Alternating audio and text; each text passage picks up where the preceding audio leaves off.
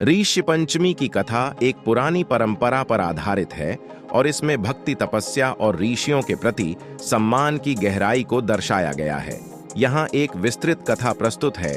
ऋषि पंचमी की कथा। एक बार सतयुग में विदर्भ नगरी में शेनजित नामक राजा हुए थे। वह ऋषियों के समान थे। उन्हीं के राज्य में एक कृषक सुमित्र था।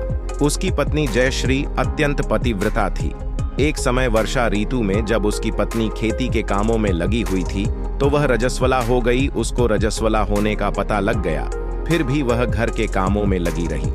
कुछ समय बाद वह दोनों स्त्री पुरुष अपनी अपनी आयु भोग कर मृत्यु को प्राप्त हुए। जयश्री तो कुतिया बनी और सुमित्र को रजस्वला स्त्री के संपर्क में आने के कारण बैल की योनि मिली, क्योंकि ऋतु दोष के अतिरिक्त इन दोनों का कोई अपराध नहीं था। इसी कारण इन दोनों को अपने पूर्व जन्म का समस्त विवरण याद रहा।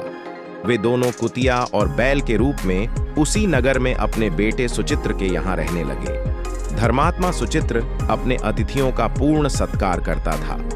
अपने पिता के श्राद्ध के दिन उसने अपने घर ब्राह्मणों को भोजन के लिए नाना प्रकार के भोजन बनवाए। जब उसकी स्त्री किसी काम के लिए रसोई से बाहर गई हुई थी तो एक सर्प ने रसोई की खीर के बर्तन में विष वमन कर दिया। कुतिया के रूप में सुचित्र की मां कुछ दूर से सब देख रही थी। पुत्र की बहू के आने पर उसने पुत्र को ब्रह्म हत्या के पाप से बचाने के लिए उस बर्तन में मुंह डाल दिया। सुचित्र की पत्नी चंद्रवती से कुतिया का यह कृत्य देखा न गया और उसने चूल्हे में से जलती लकड़ी निकालकर कुतिया को मारी।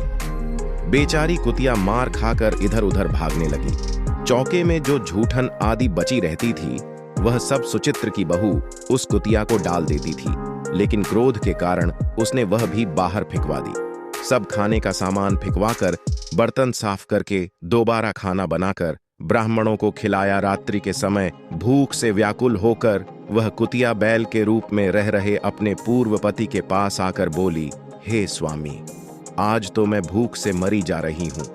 वैसे तो मेरा पुत्र मुझे रोज खाने को देता था, लेकिन आज मुझे कुछ नहीं मिला। सांप के विष वाले खीर के बर्तन को अनेक ब्रह्म हत्या के भय से छूकर उनके न खाने योग्य कर दिया था। इसी कारण उसकी बहू ने मुझे मारा और खाने को कुछ भी नहीं दिया। तब वह बैल बोला, हे भद्रे, तेरे पापों के कारण तो मैं भी इस योनि में आ पड़ा हूं और आज बोझा ढोते ढोते मेरी कमर टूट गई है।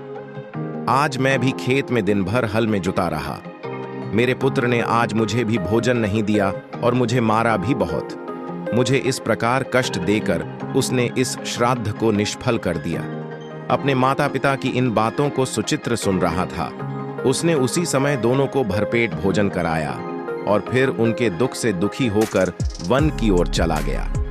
वन में जाकर आर्षियों से पूछा कि मेरे माता पिता किन कर्मों के कारण इन नीची योनियों को प्राप्त हुए हैं और अब किस प्रकार से इनको छुटकारा मिल सकता है। तब सर्वतमा ऋषि बोले, तुम इनकी मुक्ति के लिए पत्नी सहित ऋषि पंचमी का व्रत धारण करो तथा उसका फल अपने माता पिता को दो। भाद्रपद महीने की शुक्ल पंचमी को मुख शुद्ध करके मध्याह्न में नदी के पवित्र जल में स्नान करना और नए रेशमी कपड़े पहनकर अरुधंती सहित सप्तऋषियों का पूजन करना। इतना सुनकर सुचित्र अपने घर लौट आया और अपनी पत्नी सहित विधि विधान से पूजन व्रत किया। उसके पुण्य से माता पिता दोनों पशु योनियों से छूट गए।